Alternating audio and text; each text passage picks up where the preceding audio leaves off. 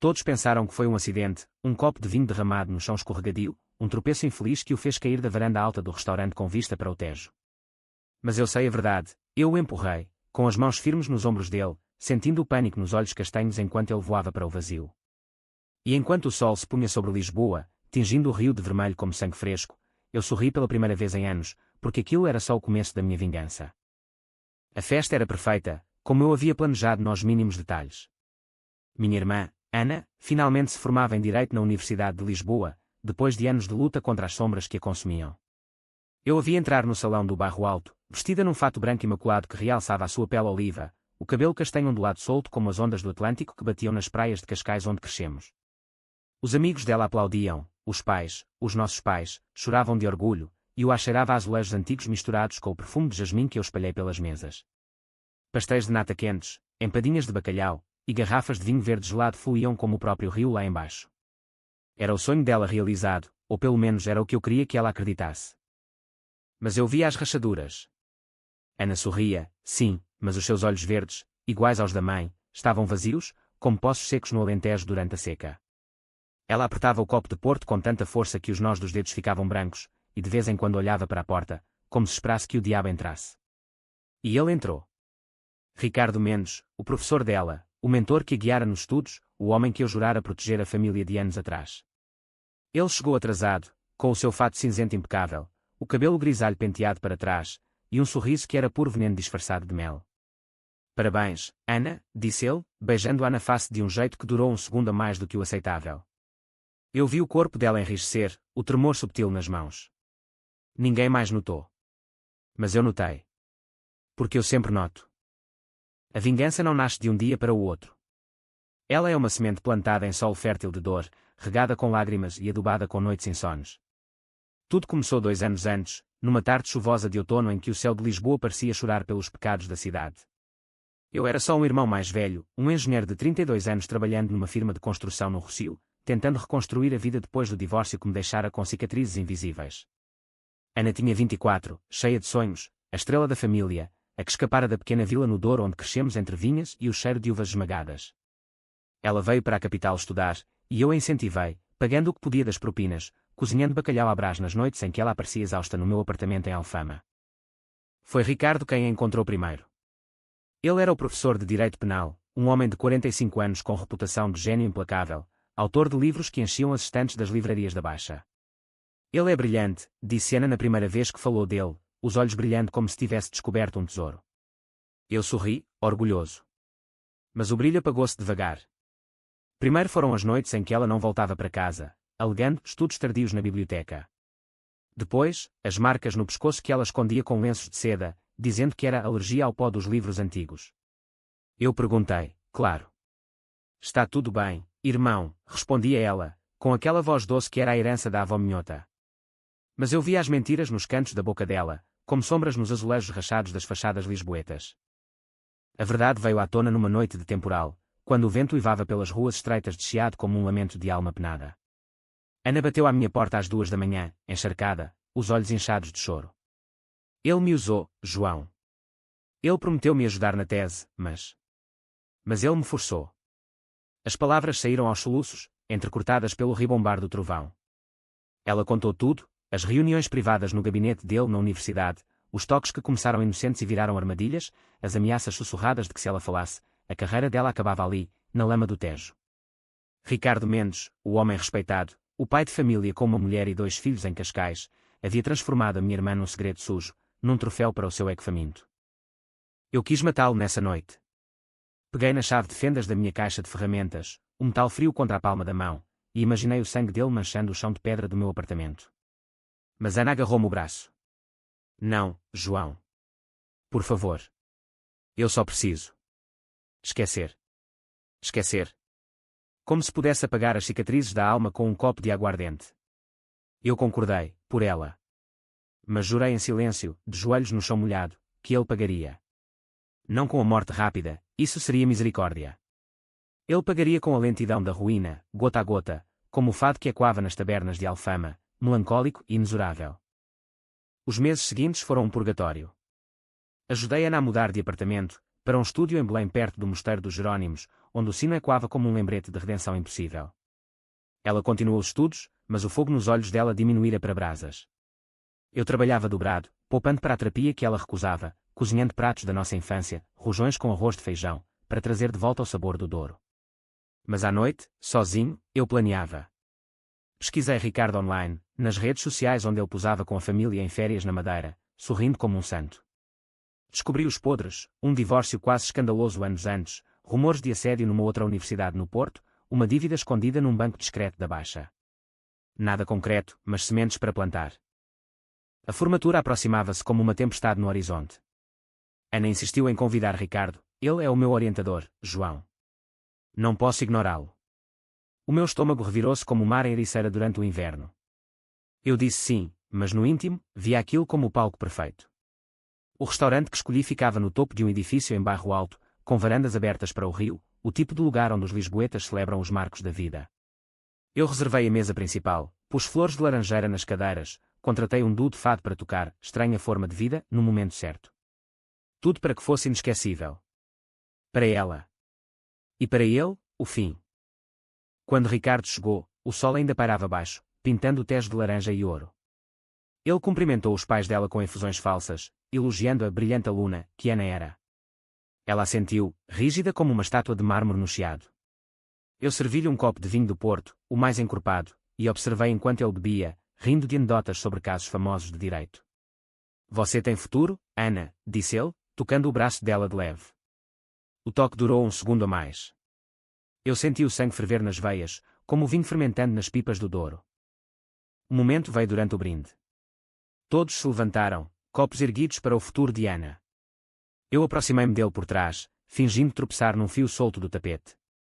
Desculpe, professor, murmurei, e no instante em que ele se virou, empurrei. Forte. Deliberado. O copo dele caiu, o vinho espalhando-se como uma poça de sangue no chão de madeira polida. Ele cambaleou para a varanda, os olhos arregalados de surpresa, e então? O vazio. O grito dele foi abafado pelo vento, e o impacto lá embaixo, no empedrado da rua, soou como um ponto final numa sentença de morte. O caos irrompeu. Gritos, sirenes distantes, a mãe de Ana desmaiando nos braços do pai.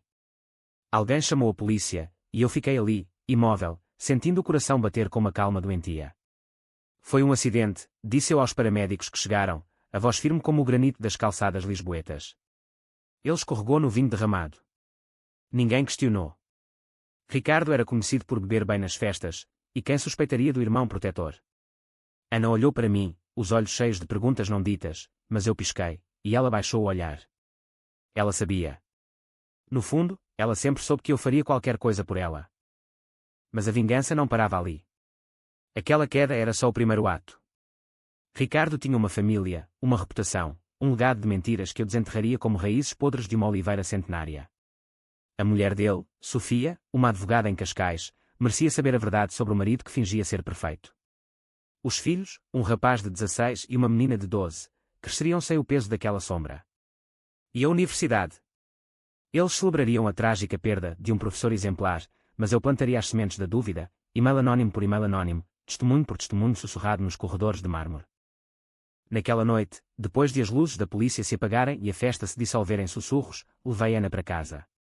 O carro serpenteava pelas ruas íngremes de Alfama, o fado de uma janela aberta. Obrigada, João, murmurou ela, a mão no meu joelho. Por tudo. Eu não respondi.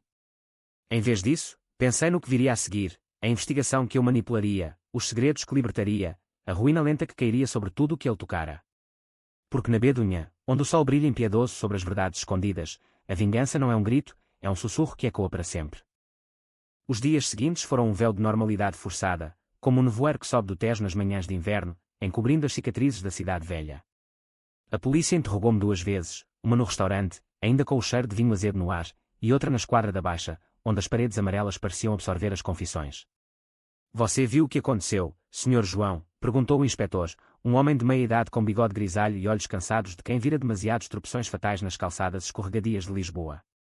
Eu descrevi tudo com precisão cirúrgica, o brinde, o copo derramado, o equilíbrio precário na varanda.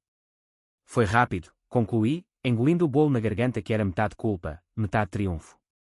Eles assentiram, anotando em blocos amarelados. Acidente. Arquivo fechado. Ana mergulhou nos livros de novo, como se o estudo pudesse apagar o sangue invisível nas mãos dela. Instalámos-nos no meu apartamento em Alfama por uns dias, enquanto o dela era pintado, uma desculpa para a vigiar de perto. Cozinhava para ela pratos reconfortantes, caldeirada de peixe com batatas a murro, o vapor subindo como fantasmas da nossa infância no Douro. Lembras-te das vindimas, mana? Perguntei uma noite, enquanto partilhávamos uma garrafa de vinho tinto de régua. Ela sorriu, fraco mas genuíno.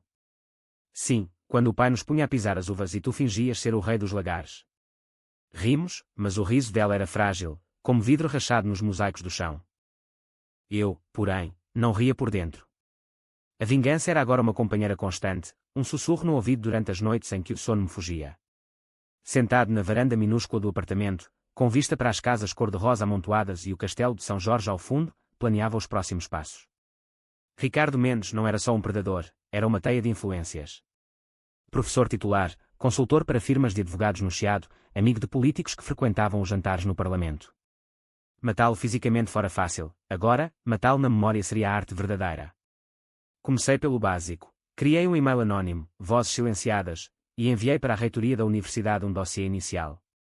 Nada explosivo, só rumores velhos, recortes de jornais sobre o divórcio dele 10 anos antes, onde a ex-mulher o acusara de infidelidades profissionais. Anexei uma carta anónima, perguntem às alunas. Ele coleciona mais do que livros. A resposta veio devagar, como o fado que se arrasta nas noites de Alfama. Uma semana depois, um artigo discreto no Público, morte trágica de professor levanta questões sobre segurança em eventos académicos.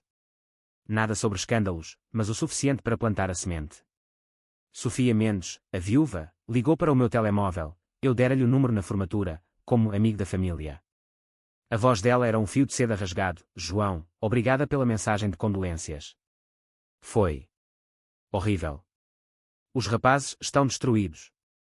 Eu murmurei simpatia, o coração endurecido como o pão alentejano seco. Se precisar de algo, Sofia. Qualquer coisa. Era o gancho. Ela mordeu dias depois, convidando-me para um café em Cascais, para falar sobre Ana, que era tão próxima do Ricardo. Cascais era um mundo à parte de Lisboa, praias de areia fina, vilas brancas com jardins de buganvílias, o ar salgado misturado com o perfume de dinheiro antigo. Encontrei-me com ela na marina, num café com vista para os iates balançando como berços de luxo. Sofia era bonita de um jeito severo, cabelo loiro curto, olhos azuis frios como o Atlântico em dezembro, um fato Chanel que gritava advogada de sucesso.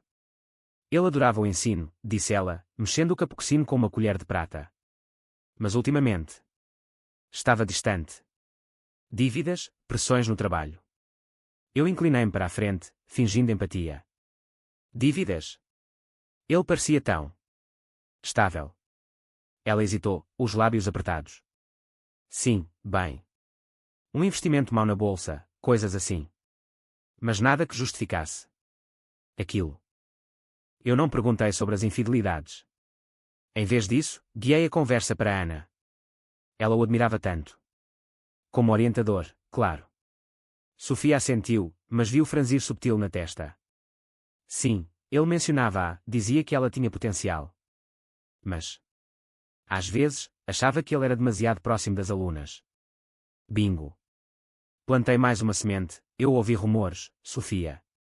Nada concreto, mas homens como ele atraem invejas. Ela baixou o olhar para o mar, onde as ondas lambiam o cais como línguas acusadoras. Saí dali com o número dela, e uma promessa de manter contacto. De volta a Lisboa, a teia apertava-se. Ana começou a melhorar, ou pelo menos, a fingir melhor.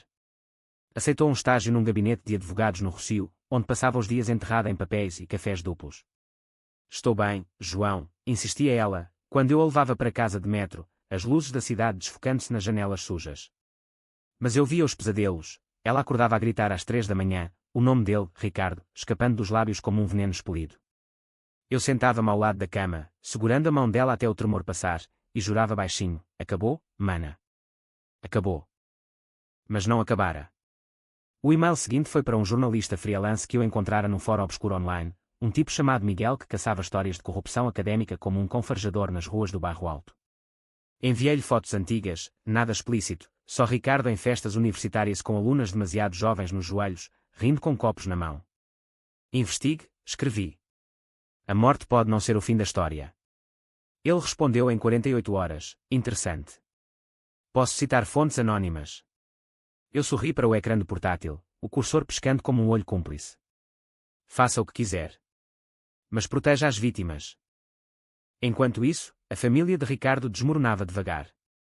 Ouvi de Sofia, num segundo café em Cascais, desta vez, ela pagou, os olhos vermelhos de noites sem sono. A universidade está a rever os arquivos dele, rumores de assédio. É ridículo, claro, mas os médias estão a cheirar. Eu fingi choque, tocando a mão dela de leve. Meu Deus, Sofia. Isso deve ser um inferno. Ela apertou os dedos nos meus, desesperada por um aliado. Ajuda-me, João. Os rapazes. Eles idolatravam o pai. Não posso deixar que o destruam. Destruí-lo. Ele já estava destruído, caindo do céu como Ícaro com asas de cera derretida. A primeira bomba rebentou numa reportagem do Expresso, 2 semanas após a formatura. Professor morto em acidente, sombras de escândalo sexual na Universidade de Lisboa. Miguel fizera o seu trabalho, entrevistas com ex-alunas anónimas, documentos internos vazados, o retrato de Ricardo como um lobo no meio de cordeiros. Sofia ligou-me em pânico, a voz trêmula como folhas de sobreiro ao vento. É mentira, João. Ele não era assim. Eu consolei-a, mas por dentro, o prazer era acre como vinagre de xerez. Ana leu o artigo em silêncio, os olhos fixos no ecrã do telemóvel. É verdade, murmurou ela finalmente, a voz um fio partido. Tudo. Abracei-a então, sentindo o corpo dela tremer contra o meu, e pela primeira vez, vi lágrimas de alívio nos olhos dela. Não de dor, de libertação. Mas a vingança tem o seu preço. Nas noites solitárias, quando a Alfama adormecia sob o manto de estrelas, eu olhava para o rio e via o rosto dele caindo, os olhos implorando. Culpa. Talvez um eco distante, como o sino da sé ao longe. Mas o ódio era mais forte, uma âncora que me prendia ao leme. Eu não pararia. Próximo alvo, os amigos de Ricardo, os colegas que o cobriram por anos, rindo nos copos de ginginha enquanto ele devorava vidas. Um deles, o decano da faculdade, um homem gordo chamado António, que aprovara as promoções dele apesar dos sussurros. Eu marcara uma reunião com ele, fingindo interesse num curso de pós-graduação. Para homenagear o professor Mendes, disse eu, sorrindo por trás da máscara. O encontro foi num bar discreto no cais do Sodré, onde o cheiro de mariscos grelhados se misturava com o fumo de charutos. António era todo expansões, a barriga pressionando a mesa como uma ameaça. Uma tragédia, o Ricardo. Mas vida que segue, não é? Eu assenti, servindo-lhe um copo de moscatel. Sim, mas... ouvi coisas. Sobre alunas. Ele riu, uma gargalhada oleosa. Bobagens. Inveja de académicos. Mas vi o suor na testa dele, as mãos tremendo ao pegar no copo. Talvez devesse falar com elas, sugeri, casual como um comentário sobre o tempo. Ele engoliu em seco. Não há nada a falar. Saí dali com mais um nome, uma secretária da faculdade que sabia de tudo, mas calara-se por medo. Liguei-lhe nessa noite, voz distorcida por um app no telemóvel. Fale, ou eu falo por si. Ela chorou ao telefone, confessando encontros forçados, silêncios comprados com recomendações. Gravei tudo. O próximo e-mail para Miguel incluiria o áudio. A teia apertava-se, fio por fio, e Lisboa, com as suas 7 colinas, parecia inclinar-se para assistir. Ana notou a mudança em mim. Estás distante, irmão, disse ela uma tarde, enquanto passeávamos pelo Jardim da Estrela, os pavões gritando como almas acusadoras. Como se carregasses o mundo nas costas. Eu parei, olhando para as flores vermelhas que sangravam cor no ar. Eu carrego o teu, mana. Isso basta. Ela apertou o meu braço, os olhos verdes cheios de uma dor antiga. Para.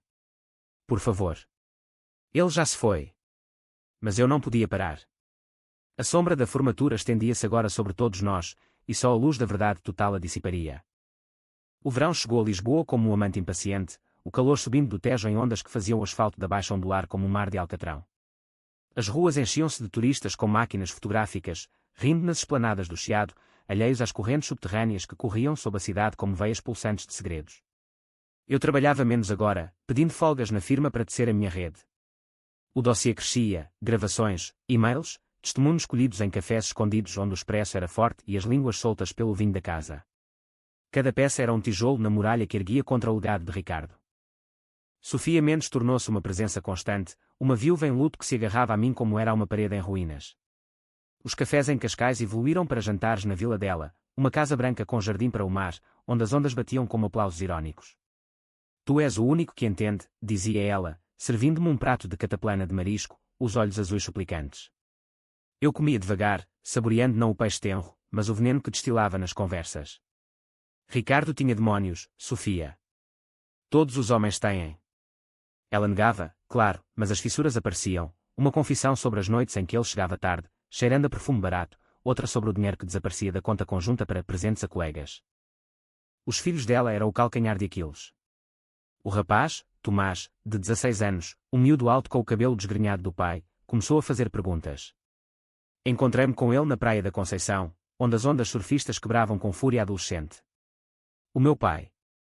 Ele era um monstro, perguntou, chutando areia com o pé descalço.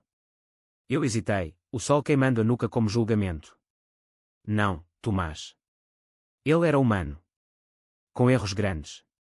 Contei-lhe uma versão suavizada, infidelidades, sim, mas nada criminal. Bastava para plantar dúvida, para que o ídolo caísse do pedestal sem se estilhaçar completamente. A menina, Inês, de 12, desenhava retratos do pai em papéis amassados, olhos tristes, sorrisos forçados. Ele volta? Perguntava ela, inocente como as gaivotas planando sobre o Atlântico. Eu abanava a cabeça, engolindo a baile. De outra forma, talvez. Enquanto isso, a universidade fervilhava.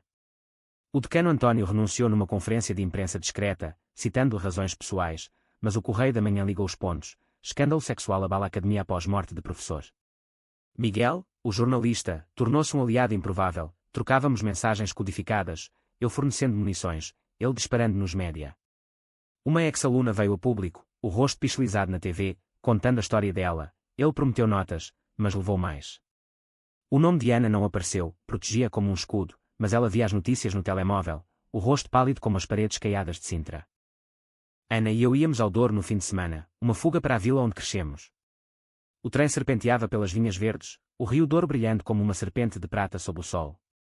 Na casa dos pais, com o cheiro de compota de figo no ar, ela abriu-se finalmente. Eu devia ter dito não, João. Desde o início. Estávamos sentados no alpendre, copos de vinho do Porto nas mãos, o pai podando as roseiras ao fundo. Ninguém te ensinou a dizer não a um homem como ele, respondi, a voz rouca de raiva contida. Ela chorou então, lágrimas quentes caindo no colo como gotas de chuva de verão. Abracei-a, sentindo o coração dela bater contra o meu, e jurei de novo, ele pagou. E os outros pagarão. De volta a Lisboa, a teia complicou-se. Descobri que Ricardo tinha um parceiro em crime, um colega mais jovem, o Dr. Vasco, que canalizava alunas para o mentorado do chefe em troca de favores académicos. Vasco era um ratinho ambicioso, com escritório no mesmo corredor, casado com uma herdeira de uma família de cortiça no Alentejo. Marquei uma reunião com ele, fingindo interesse num seminário sobre ética penal, ironia pura. O gabinete dele cheirava a livros velhos e aftershave caro, as paredes forradas de diplomas como troféus de caça. O professor Mendes era um visionário, disse ele, ajustando os óculos de armação fina. Eu assenti, gravando tudo no telemóvel escondido no bolso. Visionário o suficiente para ignorar limites. Ele curou, gaguejando. O quê? Não sei do que fala. Mas eu falava. Confrontou com nomes, alunas que ele reconhecera pelo rubor nas bochechas. Isso fica entre nós, Dr. Vasco. Ou vai para os jornais? Ele suplicou, oferecendo dinheiro, contactos. Eu recusei, saindo com uma confissão gravada, Ricardo. Ele pressionava. Eu via, mas... O sistema protege os seus. Enviei para Miguel, e dias depois, Vasco pediu licença médica, o rosto magro na foto do jornal parecendo um fantasma. A culpa começou a roer-me então, como traças no armário antigo.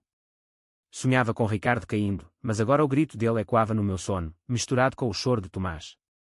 O que fiz? Murmurava eu para o espelho rachado do quarto de banho, a barba por fazer como uma sombra acusadora. Ana notou.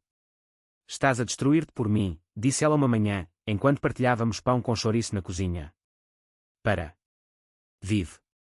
Mas viver. Como, quando a vingança era o ar que eu respirava, o pulso que me mantinha em pé.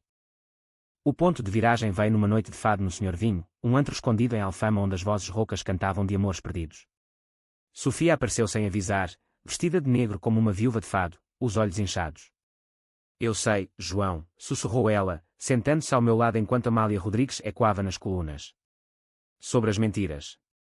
Encontrei e-mails no computador dele alunas. Ana. O meu coração parou, o copo de ginginha congelado nos lábios.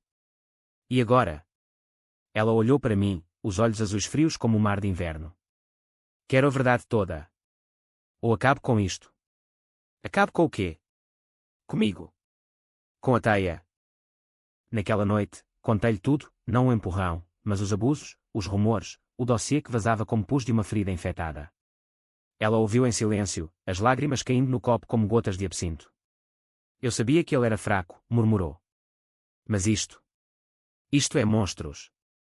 Saímos para a rua, o ar noturno pesado com o cheiro de jasmim e rio.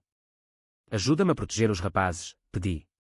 Ela assentiu, e pela primeira vez, vi aliança nos olhos dela. Não vingança, justiça. Mas a justiça tem sombras. No dia seguinte, a polícia reabriu o caso da morte de Ricardo. Um testemunho anónimo, talvez uma empregada do restaurante, mencionava um empurrão subtil. O inspetor de bigode grisalho ligou-me, precisamos de falar de novo, Sr. João. O meu estômago revirou-se como o Tejo em maré alta. A teia, que eu tecera com tanto cuidado, começava a enredar-me a mim.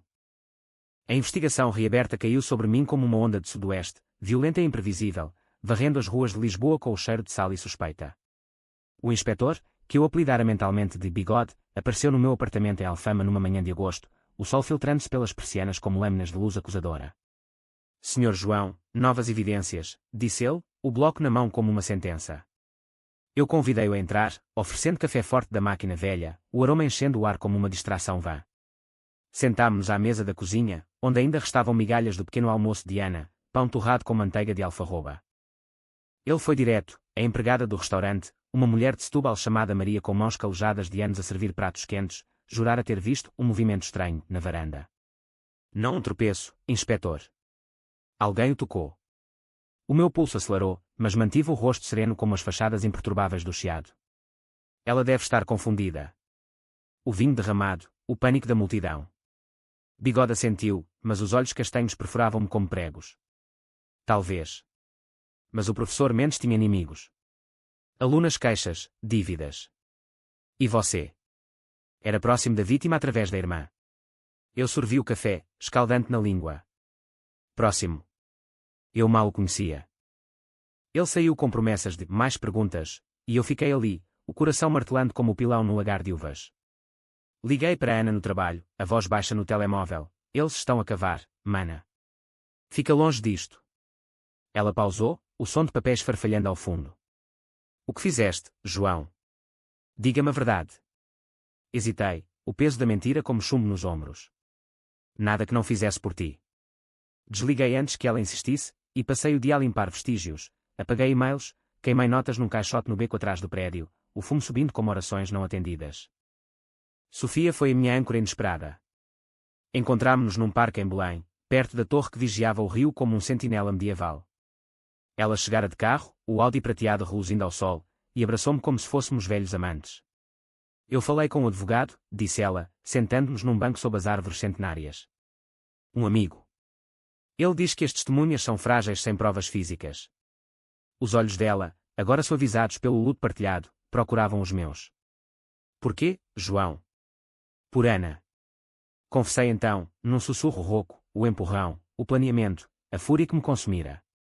Ela não recuou. Em vez disso, pegou na minha mão, os dedos frios contra a minha pele quente. Tu foste o anjo vingador dele. E eu? Eu sou a viúva que o enterra de novo. Juntos, tecemos uma defesa.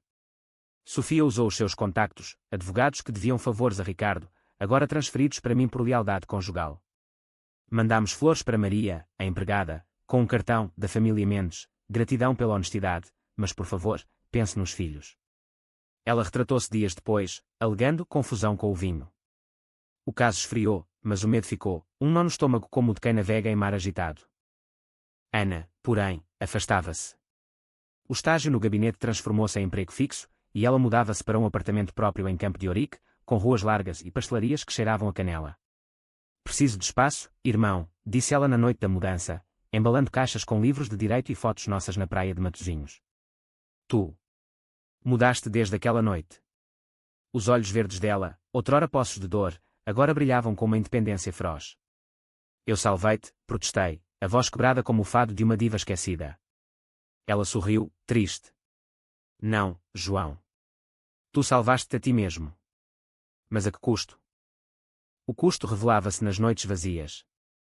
Alfama, com as suas escadas íngremes e varandas de ferro forjado, parecia sufocar-me agora, o eco dos acordeões nas tabernas um lembrete de melodias inacabadas. Comecei a beber mais, ginginha nas ruas, vinho do Douro em garrafas solitárias, e os sonhos vinham ferozes, Ricardo caindo, mas agora com o rosto de Ana, os braços estendidos implorando. Acordava suado, o lençol colado à pele como uma mortalha. A vingança estendeu-se aos confins da teia de Ricardo. Vasco, o colega rato, suicidou-se, ou assim disseram os jornais, uma corda no apartamento em Telheiras, uma nota sobre pressões insuportáveis. Eu soube pela Sofia, ele ligou-me antes. Confessou tudo. Disse que tu o quebraste. O meu estômago revirou-se, o café da manhã subindo à garganta.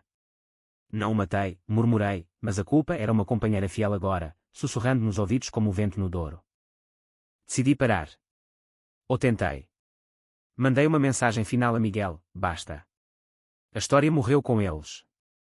Ele respondeu com um emoji de polegar para cima, mas o dano estava feito. A universidade reformou as políticas de assédio, placas novas nos corredores prometendo ouvidos abertos. Alunas como Ana, as sobreviventes, erguiam-se, formando grupos de apoio em cafés do bairro Alto, partilhando histórias sob o manto da noite. Mas o vazio crescia. Visitei os pais no Douro, o trem chocalhando como ossos velhos. O pai, com as mãos enrugadas de anos a podar vinhas, apertou-me o ombro. Estás magro, filho. O que te come por dentro? A mãe serviu sopa de couve com chouriço, os olhos castanhos procurando respostas. Ana diz que estás perdido. Eu comi em silêncio, o caldo quente como lágrimas não choradas. Só cansado, pai. Lisboa cansa. De volta, Sofia ofereceu refúgio.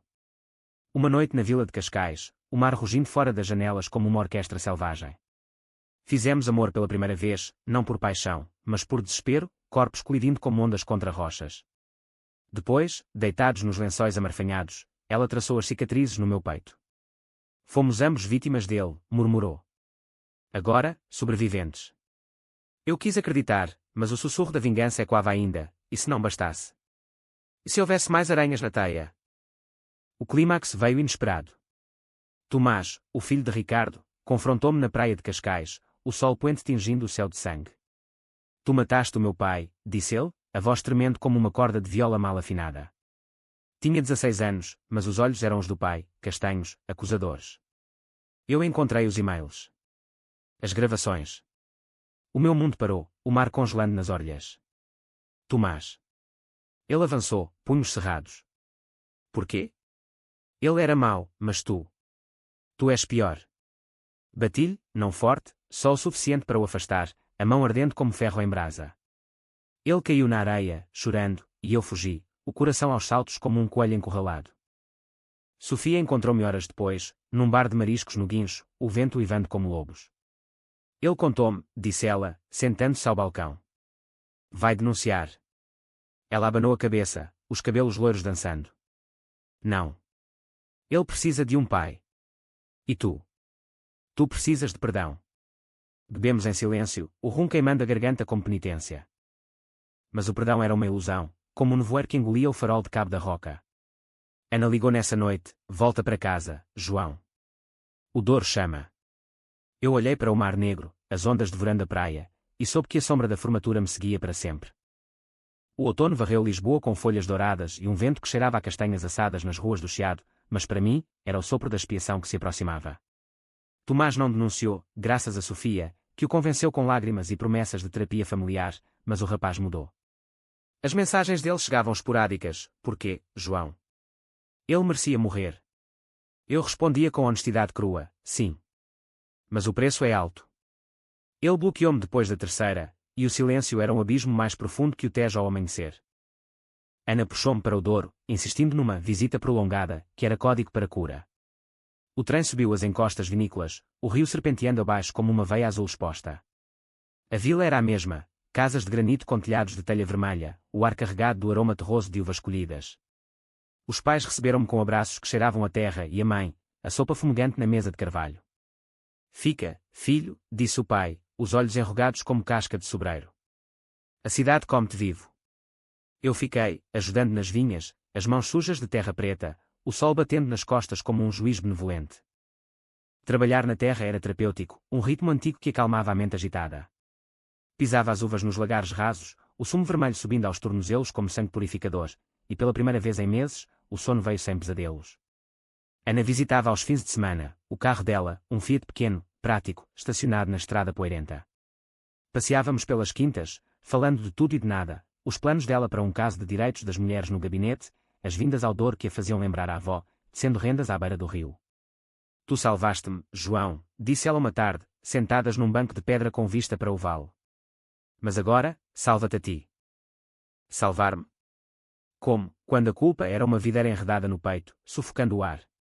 Escrevi cartas que nunca enviei, para Ricardo, pedindo perdão pelo empurrão, para Tomás, explicando a fúria de um irmão, para mim, listando os pecados como contas num livro de razão. Queimei-as numa fogueira no quintal, as chamas dançando como espíritos libertados, o fumo subindo para o céu nublado. Sofia mantinha contacto por mensagens, fotos dos rapazes na escola, Tomás a jogar futebol na praia, Inês com um novo cãozinho. Eles curam, escrevia ela. Como nós. Nós.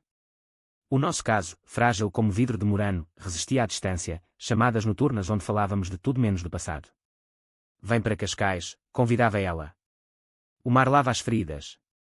Eu prometia, mas o dor prendia-me, as raízes profundas como as minhas próprias dúvidas. O escândalo da universidade morreu devagar, como um fado que se arrasta até ao silêncio. Mais alunas saíram do armário, formando uma corrente de vozes que ecoava nos média nacionais. O público dedicou uma série, As Vítimas Silenciadas do Saber. Ana contribuiu anonimamente, o seu testemunho, ele roubou a minha confiança, mas não o meu futuro, impresso em negrito. Lia-o no jornal local, as mãos tremendo no papel amarelado, orgulho misturado com uma pontada de inveja, ela voava, enquanto eu afundava. Uma noite, o passado bateu à porta, literalmente. O inspetor Bigode apareceu na vila, o carro da polícia poeirente na estrada de Cascalho. Senhor João, uma conversa informal. O pai ofereceu-lhe vinho, mas ele recusou, sentando-se na cozinha com o bloco na mão. O caso está fechado como acidente. Mas rumores persistem. Sobre si. O meu estômago contraiu-se como um punho. Rumores de quê? Ele inclinou-se, o bigode tremendo. De um irmão vingador. Uma mulher em Cascais que fala demasiado. Sofia. Não. Ela jurara silêncio. Mas Tomás. O rapaz ferido podia ter sussurrado. Não há provas, disse eu, a voz firme como o granito das muralhas. Bigode fechou o bloco, levantando-se. Provas ou não, viva bem, senhor. A Bedunha perdoa, mas não esquece. Saiu para a noite, os faróis cortando a escuridão como facas, e eu fiquei ali, o vinho azedo na boca. Contei a Ana na manhã seguinte, enquanto colhíamos figos no pomar, o sol filtrando-se pelas folhas como confetes dourados. Eles sabem, concluí, o cesto pesado nas mãos. Ela parou, o figo partido a pingar sumo vermelho nos dedos. Então foge. Ou confessa. Fugir. Para onde, quando a terra do Douro era o meu útero? Confessar. E arrastar todos para o abismo. Eu amo-te, mana, disse eu, em vez disso. Mais que tudo. Ela abraçou-me, o cheiro de terra e figo no cabelo. Então para. Vive por nós. O catalisador veio de Sofia, uma carta registada, chegada pelo correio da vila. Vem para Cascais. Há algo que deves ver. O coração acelerou como um cavalo selvagem nas planícies alentejanas. Peguei no primeiro trem para Lisboa, depois no comboio para o Estoril, o mar abrindo-se à esquerda como uma promessa azul. A vila estava quieta, as janelas abertas ao vento salgado. Sofia esperava na sala, um envelope castanho na mesa de mogno. Ler isto, disse ela, a voz um sussurro. Era o testamento de Ricardo, revisto semanas antes da morte. Ele deixava tudo para os filhos, mas com uma cláusula, ao portador desta carta, João Silva, um pedido de perdão pelos erros não ditos. Saibas que amava a tua irmã, mas o amor meu era torcido. O meu mundo girou, o papel tremendo nas mãos. Amava? O monstro amava. Sofia tocou o meu ombro.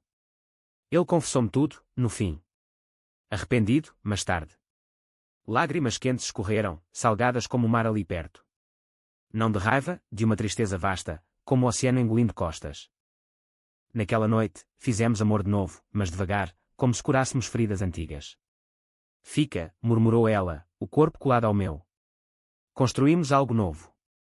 Eu assenti, mas o dor chamava, Ana chamava, a vida fragmentada chamava.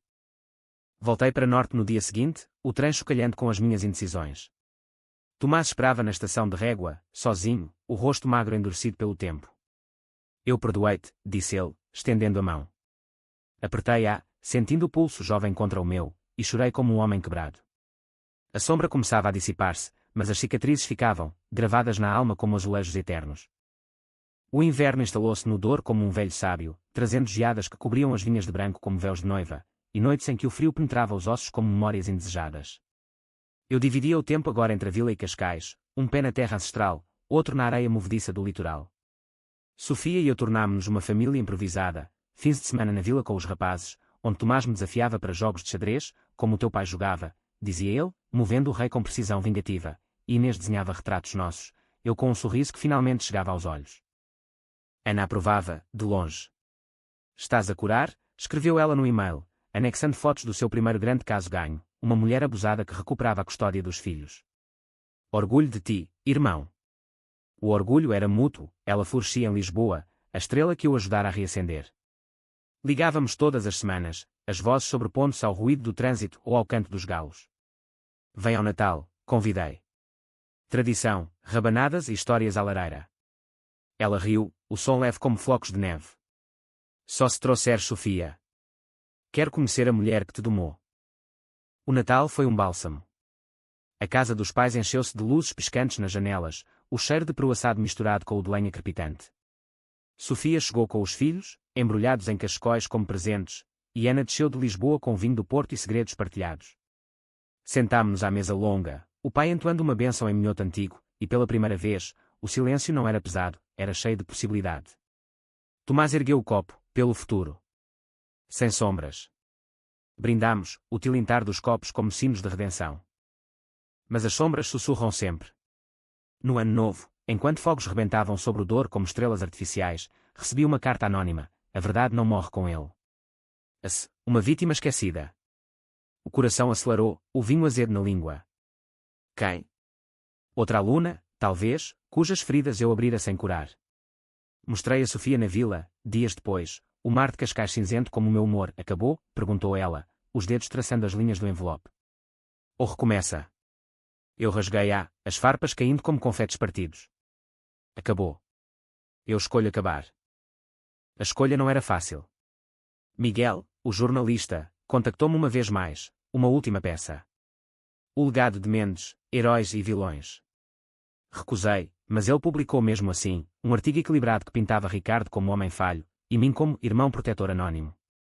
Os média farejaram, mas sem nome, a história evaporou como nevoeiro matinal. Com a primavera, veio o renascimento. No Douro, ajudei o pai a plantar novas videiras, mudas resistentes à seca, simbolizando resiliência. Sofia e eu falámos de futuro, uma casa partilhada, talvez em Sintra com as suas brumas místicas, onde os rapazes pudessem crescer entre mitos e mar. Casamo-nos, perguntou ela uma tarde na praia do Tamariz, os pés na areia fria. Eu ri, o som genuíno pela primeira vez. Sim. Mas devagar, como o vinho a envelhecer. Ana casou-se no verão seguinte, uma cerimónia simples no mosteiro dos Jerónimos, o Tejo brilhando como bênção. Eu levei ao altar, o braço dela no meu, o vestido branco fluindo como as saias das mouras encantadas.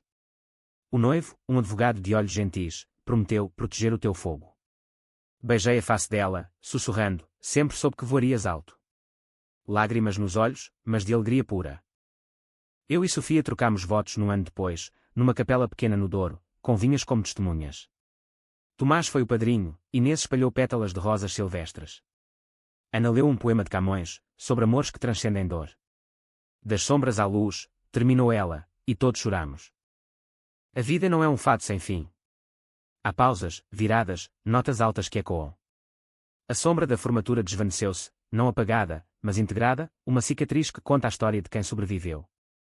Ensino agora na vila, workshop sobre engenharia sustentável para jovens, plantando sementes de esperança em solo fértil.